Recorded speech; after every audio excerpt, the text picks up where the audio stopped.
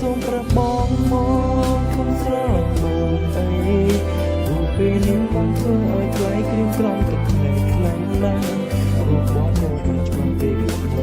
បងជឿចាប់ពុនណាតាមបងគិតមើលរូបជីវ៉ាអូនជាខ្លាំងជាងបងទៀតបងដឹងថាថ្លៃជឿចាប់នៅពេលដែលបងប្រាប់ស្រីថាបងទំបាយនៅទីនោះឃើញអូនឈរយំពេលលើពាក្យខ្ញុំសំបាយបងអាចរូបអូននឹងច្បាស់ពួកយើងមិនធ្វើបត់តទោះខំត្រដោយ៉ាងណាក៏គ្មានបាបការព្រោះតែនៅក្នុងចិត្តមួយនេះមិនអាចពុតព្រួយ